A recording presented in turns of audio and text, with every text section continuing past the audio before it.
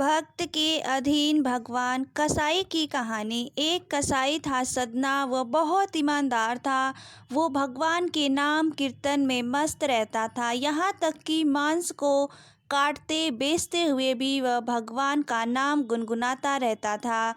एक दिन वह अपने ही धुन में कहीं जा रहा था कि उसके पैर से कोई पत्थर टकराया। वह रुक गया। उसने देखा एक काले रंग के गोल पत्थर में उसका पैर टकरा गया है। उसने वह पत्थर उठा लिया, जब जेब में रख लिया, यह सोचकर कि यह मांस तौलने के काम आएगा। वापिस आकर उसने वह पत्थर मांस के वजन को तौलने के काम में लगाया। कुछ ही दिनों में उसने समझ लिया कि यह पत्थर कोई साधारण नहीं है। जितना वजन उसको तौलना होता, पत्थर उतने वजन का ही हो जाता। धीरे धीरे यह बात फैलने लगी कि सदना कसाई के पास वजन करने वाला पत्थर है। वह जितना चाहता है पत्थर उतना ही तौल देता है। किसी को 1 किलो मांस देना होता है तो तराजू में उस पत्थर को एक तरफ डालने पर दूसरी ओर 1 किलो का मांस ही तुलता। अगर किसी को 2 किलो चाहिए हो तो वह पत्थर 2 किलो के भार जितना भारी हो जाता। इस चमत्कार के कारण उसके यहाँ लोगों की भीड़ जुटने लगी। भीड़ जुटने के साथ ही सदना की दुकान की बिक्री बढ़ गई। एक बात एक शुद्ध ब्राह्मण तक भी पहुंची।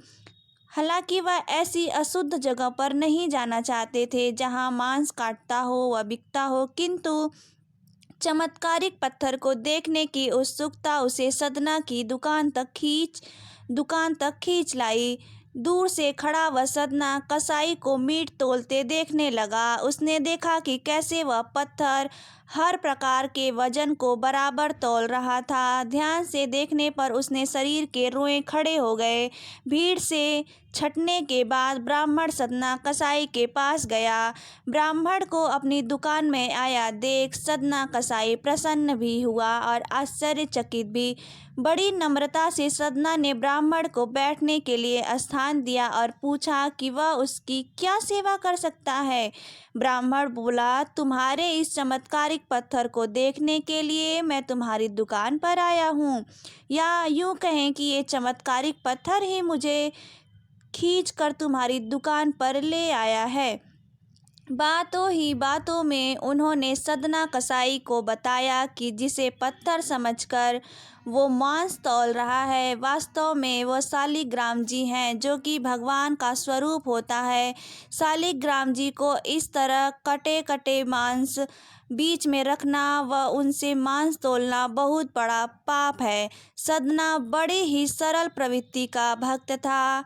ब्राह्मण की बात सुनकर उसे लगा कि अनजाने में मैं तो बहुत पाप कर रहा हूँ। अनुनय विनय करके सदना ने वह शालिग्राम उन ब्राह्मण को दे दिया और कहा कि आप तो ब्राह्मण हैं, अतः आप ही इनकी सेवा परिचर्चा करके इन्हें प्रसन्न करें। मेरे योग्य कुछ सेवा हो तो मुझे अवश्य बताइएगा। ब्राह्मण उस शालिग्राम शिला को बहुत सम्मान से घर ले आए। घर आकर उन्होंने श्री शालिग्राम को स्नान करवाया, पंचामृत से अभिषेक किया व पूजा अर्चना प्रारंभ कर दी। कुछ ही दिन बीते थे कि उन ब्राह्मण ने स्वप्न में श्री शालिग्राम जी आए हैं। वह कहा, हे ब्राह्मण, मैं तुम्हारी सेवाओं से प्रसन्न हूँ, किंतु तुम मुझे उसी कसाई के पास छोड़ जाओ। स्वप्न में ही ब्राह्मण के कारण पूछने पर तो उत्तर मिला कि तुम मेरी अर्चना पूजा करते हो, मुझे अच्छा लगता है, परंतु जो भक्त मेरे नाम का गुणगान कीर्तन करते हैं उनको मैं अपने आप को ही बेच देता हूँ।